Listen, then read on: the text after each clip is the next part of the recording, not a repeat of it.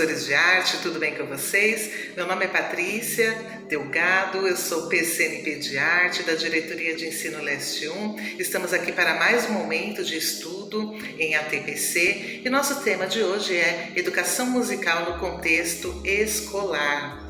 Então nós temos como objetivo da formação ressaltar a importância do estudo e da prática pedagógica consciente baseada na utilização das sequências didáticas dos cadernos orientadores da Secretaria da Educação e subsidiar vocês, professores de arte, para o planejamento das suas ações e através de reflexão sobre a linguagem musical. Inicialmente falaremos um pouco sobre o material de apoio da Secretaria da Educação que traz as sequências didáticas de arte. Mas antes vamos relembrar em que este material é embasado. Então nós temos aí a BNCC, que é um documento de caráter normativo, não é o currículo, define todo o conjunto orgânico e progressivo de aprendizagens essenciais que todos os estudantes devem desenvolver ao longo das etapas e modalidades da educação básica, enquanto o currículo define como alcançar esses objetivos. Define também o conjunto de aprendizagens essenciais a que todos os estudantes têm direito, né? E por que desenvolver essas habilidades essenciais em cada ano série? Para garantir o percurso de aprendizagem contínuo, desde a educação infantil, anos iniciais, anos finais e ensino médio. Então temos a BNCC, que serviu de insumo para a elaboração do currículo paulista, assim como o currículo paulista serve de insumo para as diretrizes e orientações pedagógicas da rede. E a partir dessas diretrizes e orientações pedagógicas, a escola elabora o seu PPP, né? O seu plano de ensino, no caso do professor de arte, o seu plano de aula. Então, pelo exemplo que nós temos aqui, a BNCC, que dá em suma ao currículo paulista, e nós vamos falar hoje sobre essas diretrizes e orientações pedagógicas da rede, que são os cadernos que nós temos de arte do professor. E não é algo novo, é algo que nós já temos há alguns anos aí. Então nós vemos aqui através do organograma que a BNCC, ela define as aprendizagens essenciais por meio das competências e habilidades para as etapas e componentes curriculares. Ela é complementar e orienta a elaboração dos currículos. Os currículos definem as práticas pedagógicas de avaliação e as metodologias ativas. Os currículos também se preocupam com a equidade, né? A BNCC estabelece os parâmetros de igualdade e qualidade também para a equidade. E ela também explicita o aluno que se quer, preocupando-se com o desenvolvimento integral do estudante, traduzindo então nas competências gerais. Então já sabemos que vocês, a maioria dos professores já utilizam esses materiais de arte, as habilidades essenciais que devem ser trabalhadas. Eu trago aqui para vocês um material que vai ser enviado a todas as unidades escolares para que vocês tenham acesso então, às habilidades essenciais de arte. Então é só vocês clicarem aí nos quadradinhos, nós temos aí as habilidades essenciais de anos iniciais, finais, ensino médio, e nessas habilidades nós temos a linguagem que deve ser trabalhada em cada bimestre, as habilidades e os objetos de conhecimento. Aqui nós trazemos para vocês também o material didático, que são os cadernos com as sequências didáticas de arte. Então nós temos aqui de anos iniciais, finais, ensino médio, para quem tem de repente aulas em outras, em outras escolas. É só vocês clicarem e aí tem toda a sequência didática. Nessa sequência didática, o que ela traz? Então a BNCC coloca quais são as habilidades que devem ser trabalhadas, aí nós temos aquele material onde vem a linguagem, as habilidades, os objetos de conhecimento que devem ser trabalhados, e nos cadernos nós temos as situações de aprendizagem. Então, quais condições didáticas e indicações para desenvolvimento das atividades? Então, demonstra as ações necessárias para alcançar o desenvolvimento das habilidades articuladas aos tipos de conteúdo, E traz também o que você deve observar no estudante, as indicações que auxiliarão no processo de avaliação e recuperação. Então, hoje vamos refletir um pouco sobre a linguagem musical. Sabemos que nem todos os professores têm a especialização em música. Então é um momento bacana para que a gente possa refletir um pouco mais sobre essa linguagem e vemos que não é complicado de se trabalhar com ela. Existem várias metodologias que podem ser utilizadas para trabalhar a música. Então, observando os cadernos de arte na linguagem musical, nós temos alguns tipos de atividades, como apreciação de sons de ambientes, instrumentos musicais, vozes, sons do corpo, objetos, composições musicais, vinhetas, trilhas de jogos, trilhas sonoras. Nós temos uma parte de análise, né, de você analisar os sons, as propriedades dos sons e do ritmo, observar também a paisagem sonora, os sons dos ambientes, identificação sonora, experimentação sonora, jogos musicais, que são os brinquedos musicais que são utilizados nas aulas, a parte de composição, de criação sonora, sonoplastia, através de sonorização de imagens, de histórias, de textos, registros sonoros, como podemos fazer os registros convencionais da música, como partitura, e os registros também não convencionais, com símbolos, né? Corpo e voz como instrumento musical, objetos sonoros, que são instrumentos não convencionais, instrumentos musicais, música e patrimônio cultural, obras musicais, que são os estilos de música, entre outras situações que a gente aprende nas aulas de música. Agora nós vamos refletir um pouquinho aí sobre o conceito de música, né? Educação musical no contexto escolar. Será que é igual a metodologia de ensino da música na escola é igual à metodologia de um ensino tradicional da música? Nós então vamos ver hoje alguns educadores que contribuíram e influenciaram a educação musical. Segundo Fonterrada, no século XIX, que findava, o ensino musical concentrava-se na produção de bons intérpretes musicais no âmbito acadêmico. Se buscava a excelência do conhecimento técnico, instrumental e científico. Já no século XX, um curto espaço de tempo, viu-se despontar aí uma série de músicos que desenvolveram métodos, descartando aquela aproximação da criança apenas como um procedimento técnico e teórico com a música, preferindo esse contato como uma experiência de vida, sentir e experimentar a música de forma mais lúdica e espontânea, por meio de canto, do corpo, da sensibilidade auditiva. E aí a criação também começou a ser mais trabalhada, a escuta ativa, e aí dando também ênfase ao som e às suas características. Então, dessa forma, o ensino da música passou a ter ampliadas as suas possibilidades de ocorrer pela aprendizagem, e esta aprendizagem pela transformação. A ação do educador passou a ser de mediação no processo de busca do conhecimento, partindo da criança, do adolescente. Sobre os métodos ativos, a autora também ressalta a importância de se revisitar cuidadosamente aqueles educadores pioneiros da música e não adotando daquela maneira que eles aplicavam o ensino da música, mas sim para que possam se extrair subsídios para propostas educacionais adequadas ao contexto da escola e da cultura brasileira. Então agora vamos falar um pouquinho sobre 3 educadores musicais. Claro que existem muitos outros educadores musicais de metodologias ativas, mas esses que eu trouxe para vocês, eles se aproximam muito daquilo que a gente trabalha na sala de aula, e a gente vai começar a compreender um pouco mais como é esse trabalho de educação musical no contexto escolar. Como o nosso tempo é curto, eu vou dar um breve histórico sobre o educador musical, e aí depois vocês podem complementar com seus estudos, né? E então vamos falar um pouquinho sobre Emile Jacques Dalcroze. Ele nasceu em 6 de julho de 1865 na Áustria. Esse nome Dalcroze foi acrescentado em 1887 por exigência de um editor na época, porque acreditava que ele poderia ser confundido com outro compositor, né? Entrou então no Conservatório de Genebra, no colégio, e mais tarde na universidade. Logo passou a compor, escrever poemas, improvisava ao piano, estudou música em Paris, em Viena, também estudou piano, harmonia e composição, foi regente de orquestra na Argélia. Dalcroze tinha também agilidade em transitar por domínios diversos, né? Como música, teatro, dança, literatura, ginástica, pedagogia, estética, política, filosofia, moral, ciência e medicina.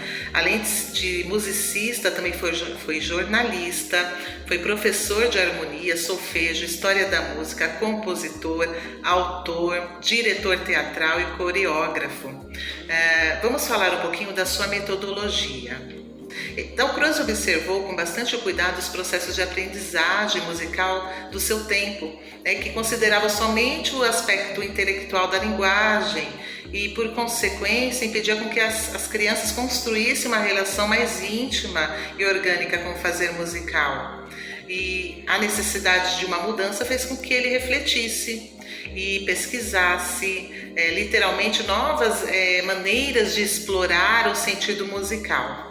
Suas preocupações estético-pedagógicas se convertiam em 3 palavras que eu deixei aqui no quadro para vocês: o ritmo, a música e a educação, podendo ainda ser subdivididas em temas criança, alegria, corpo, ginástica, teatro e dança. E como professor, o seu mérito foi propor um trabalho sistemático de educação musical baseado no corpo, movimento corporal e na habilidade de escuta também, a escuta ativa, a voz cantada, movimento corporal e uso do espaço.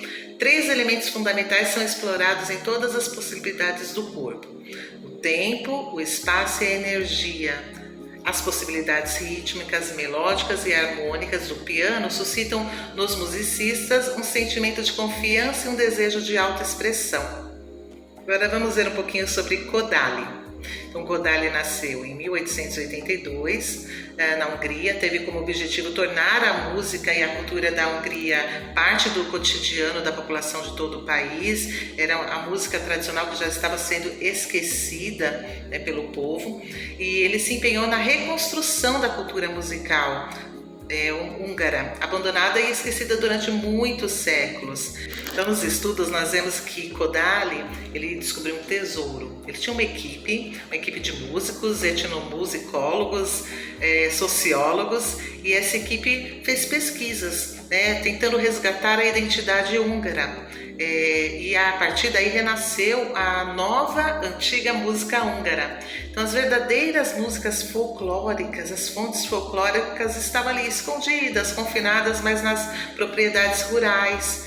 E elas se mantiveram intactas e puras, sendo transmitida apenas oralmente. Então, todo o acervo de música tradicional foi recolhido nessas aldeias, vilarejos e comunidades rurais, construindo assim um rico acervo cultural que começou a ser aplicado nas criações musicais contemporâneas e passou a partir daí a ser uma base do método desenvolvido por Kodály.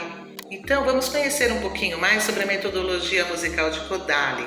Então, coloquei no quadro para vocês também: utilização prioritariamente de canções folclóricas e nacionalistas, propostas pedagógicas, de desejo de que a música fosse acessível a toda a população. No caso dele, população húngara, tornando a parte do cotidiano e da vida, e que, resultante disso, se formasse um público interessado e preparado para os concertos. O sistema de ensino do Kodály, vamos ver. Música feita a partir de canto em grupo e de solfejo, tendo como base a leitura e escrita da música, treinando o auditivo, a parte rítmica, canto e percepção musical, sendo o ritmo e a melodia ensinados sempre juntos. Agora nós vamos ver um pouquinho do sistema de símbolos de Kodály. Ele tem um sistema para duração rítmica, que consiste em utilizar sílabas rítmicas para representar o valor das figuras da seguinte forma. Então, temos um som tá, titi, tiri, tiri, que está aí no quadro, tá, e o tá. Vamos retomar um pouquinho. Então, quando eu tenho um som mais longo, por exemplo, um som que dure 4 tempos de uma nota, eu leria dessa forma: tá.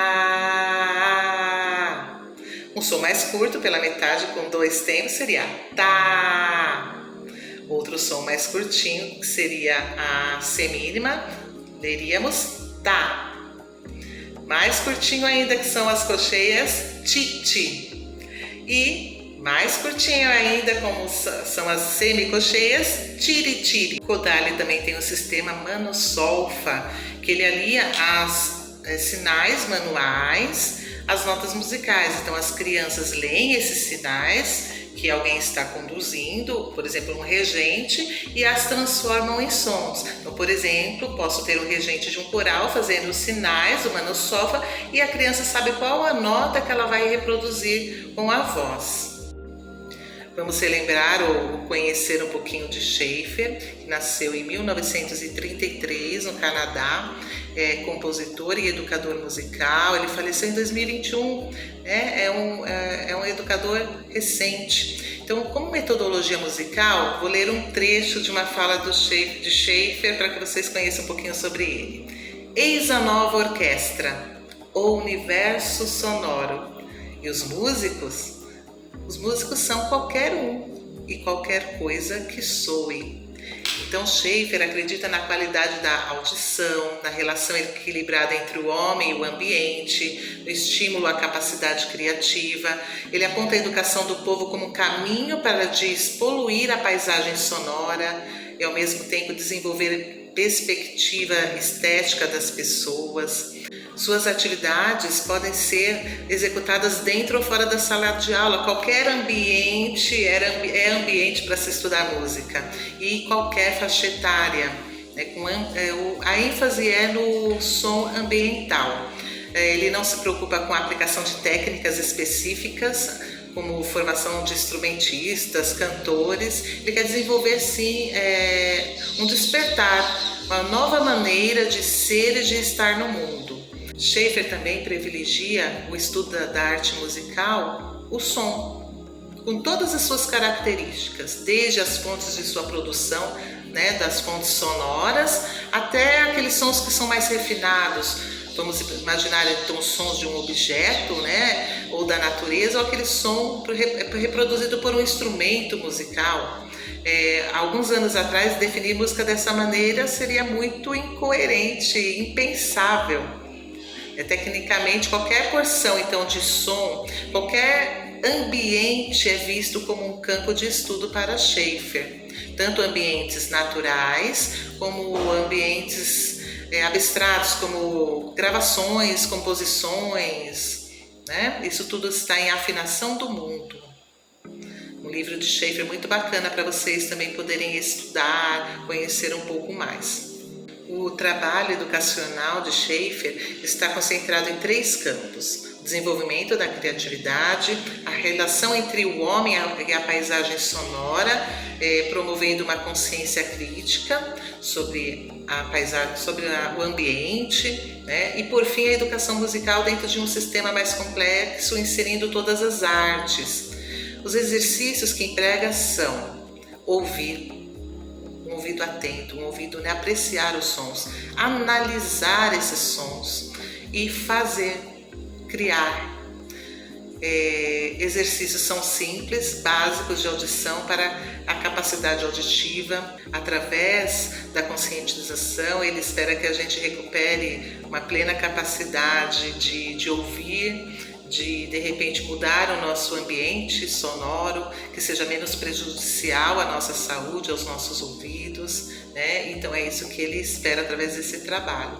Nós temos um outro exemplo de livro de Schaeffer, que é o ouvido pensante. Nesse livro, o autor procura definir o que é ruído, silêncio, som, timbre, amplitude, melodia, textura, ritmo.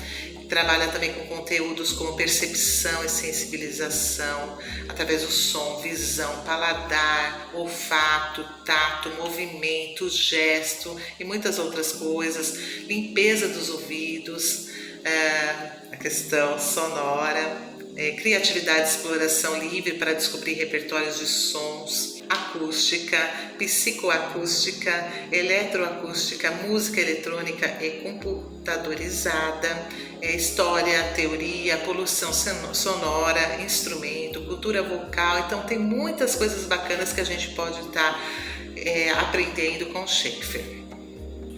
E agora acho que é até um momento de reflexão para vocês, um momento de lembrar um pouquinho das atividades que vocês fazem com os estudantes, seguindo ali as situações de aprendizagem do caderno de arte. E olha que bacana, tenho certeza que vocês vão identificar um pouco dessas coisas que eu falei, desses 3 educadores musicais, com as suas metodologias de ensino da música, que vocês devem ter associado a essas aulas de música. Com certeza já ouviu falar de paisagem sonora e de repente a gente não estava associando aqui a que educador era essa metodologia. Então, olha, é muito bacana a gente parar um pouquinho, até ver as referências bibliográficas que tem nos cadernos de arte, para que a gente possa estudar um pouquinho mais sobre esses autores que vão dar embasamento para que a gente possa dar uma aula com mais tranquilidade, com mais propriedade. Agora vamos refletir um pouquinho sobre alguns pontos que são importantes quando a gente trabalha a música na escola, ok? Eu sei que a gente vai iniciar hoje, nosso tempo é curto, mas a gente terá outros momentos que a gente vai poder refletir e realmente aplicar algumas atividades para que a gente tenha mais embasamento para trabalhar com as crianças, com os adolescentes. Então, nesse quadro nós trazemos o que é música? Música é a linguagem dos sons. O som é a matéria-prima da música, assim como as tintas são para o pintor e as palavras para o escritor. A gente sabe que nosso cotidiano, o mundo, é repleto de sons. Mas vamos olhar um pouquinho para esses lugares sonoros, né? O nosso cotidiano, por exemplo, como eu coloquei aqui no quadro para vocês, é repleto de sons, inclusive a nossa linguagem. Nós utilizamos sons e silêncios. Ora eu falo, ora eu dou uma pausa. Nós utilizamos as consoantes, as vogais, as pontuações, quando a gente está explicando, descrevendo algo, exigindo, argumentando, suplicando, né?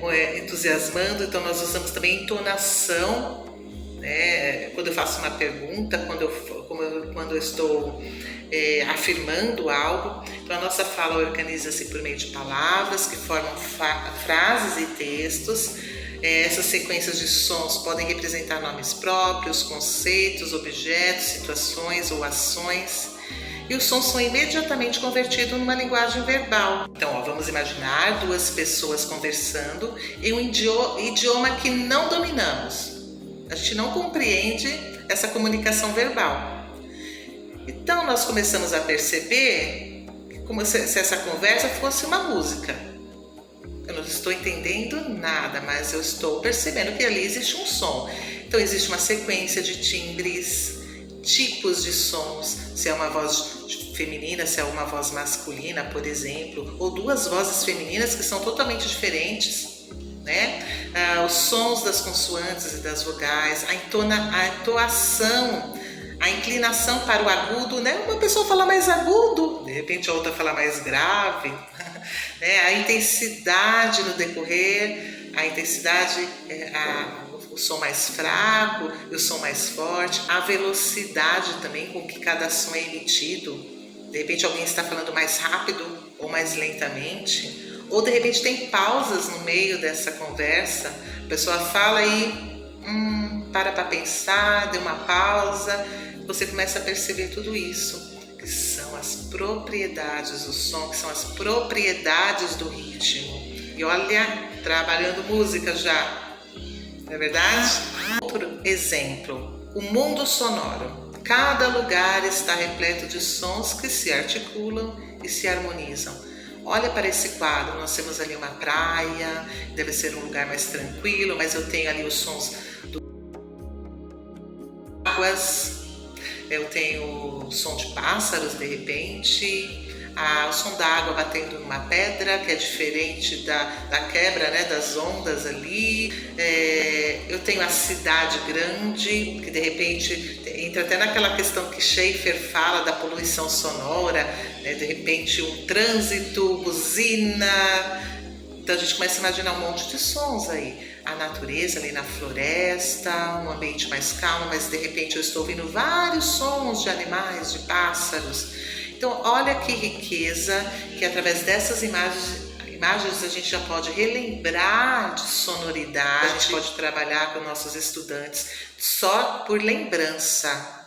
Eu só de olhar para uma imagem eu vou lembrar dos sons e vou começar a comparar esses sons. né? Posso trabalhar as propriedades dos sons também. Então, de repente, eu vou comparar um som a outro som. O som de um pássaro pequeno, de repente, é o som mais agudinho, e o som de um pássaro maior, um som mais grave. Então, você começa a fazer essas comparações entre os sons e você já está trabalhando as propriedades do som. Olha que bacana. Então, agora vamos refletir musicalmente em um texto que eu coloquei aqui para vocês. Vamos ler? O canto tão afinado dos pássaros, o eterno movimento das ondas, tal qual um cânone, o ritmo marcado dos grilos e sapos, vozes do brejo, com suas ressonâncias e timbres variados, o canto, lamento, logo e agudo da cigarra, os seus ciclos e conversas povoados de notas e sons harmônicos, os pios breves e graves da coruja, os ventos simultâneos com seus sons longos e brisas leves, breves respirações e suspiros do ar que nos cerca, o farfalhar das árvores ao vento, a paz ruidosa e forte em seus timbres, sons e cores do entardecer e do amanhecer, marcada pela beleza e força dos seus diversos timbres, sons e cores. As singelas melodias e contraponto que acontecem entre galos, sapos, rãs, grilos e pássaros. Os estranhos zumbidos dos insetos e o suave farfalhar de suas asas, o piscar de vagalumes em seus pulsos regulares e, portanto, previsíveis. Puxa vida, olha quanta coisa a gente pode explorar aqui de sonoridade, de propriedades do som. Olha a riqueza de uma aula musical que a gente pode oferecer aos nossos estudantes. Vamos continuar aqui no nosso mundo sonoro. Vamos lá. Entrar em contato com os próprios sons é uma forma de comunicação consigo e com o mundo, e está intimamente relacionado à capacidade de entregar-se, receber e cooperar. Então, quando eu começo a compreender um pouquinho mais os sons do ambiente, eu começo a perceber também aqueles que são mais saudáveis, menos saudáveis para minha audição, ou para um ambiente de estudo. De repente eu tenho que perceber que para que eu possa conseguir me concentrar, ele tem que estar um pouco mais silencioso. Nós temos os nossos sons do corpo, que são aqueles sons internos, que mesmo não percebendo, a gente tem que saber que eles existem. Então, de repente, começar a perceber um pouco mais isso. Olha que bacana trabalhar isso com as crianças. E em relação à percussão corporal, olha que riqueza. Eu não preciso ter instrumentos, eu não preciso ter muita coisa no ambiente, mas eu posso trabalhar toda uma parte musical através do meu corpo, com produção sonora através do meu corpo, fazendo percussão corporal, por exemplo, ou apenas explorando as partes do corpo e percebendo os sons, trabalhando as propriedades do som e do ritmo. Então, de repente, eu posso fazer uma palma grave, posso fazer uma palma aguda, um som mais fininho. Eu vou explorando o meu corpo. Nós temos vários grupos musicais conhecidos que trabalham com percussão, que são referência aí, de repente, para as crianças poderem observar os sons que o corpo pode reproduzir, ritmos super bacanas, e eles gostam. Então, vou fazer um ritmo aqui só para que a gente possa perceber um pouquinho dessa diferença dos sons.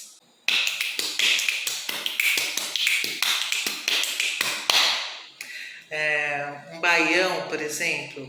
Eu vou contar pra você como se dança um baião. Então, as crianças amam. Existem, então, vários grupos que eles podem se espelhar, e acabar aprendendo a fazer essas rítmicas e usar todo o corpo. Nós estamos finalizando a nossa TPC, mas nós vamos falar uma frase de Schaeffer que é muito bacana para a nossa aprendizagem musical, mas já adianto que nós continuaremos esses estudos sobre a linguagem musical na próxima TPC da Diretoria de Ensino. Colocaremos também, eu já estou preparando alguns vídeos curtos que eu acho que servirão para vocês como embasamento como profissional, né? É para trabalhar com as crianças na sala de aula, embasamento sobre música, para que vocês possam ter um pouco mais de afinidade com a música, um pouco mais de tranquilidade na hora de trabalhar com as crianças. Eu espero que vocês estejam gostando, espero também que vocês possam colocar comentários aí no canal da Diretoria de Ensino para que a gente possa então fortalecer, melhorar, né, ampliar mais os nossos conhecimentos nas ATPCs. Abre-te ouvido para os sons do mundo, abre-te ouvido para os sons existentes, desaparecidos, imaginados, pensados, sonhados, fruídos. Abre-te para os sons originais da criação do mundo, do início de todas as eras, para os sons rituais, para os sons míticos, místicos, mágicos, encantados, para os sons de hoje e de amanhã, para os sons da terra, do ar e da água, para os sons cósmicos, microscósmicos, mas abre-te também para os sons de aqui e de agora, para os sons do cotidiano, da cidade, dos campos, das máquinas, dos animais, do corpo, da voz. Abre-te ouvido para os sons da vida. Schaeffer. Obrigada, até a próxima. Tchau, tchau.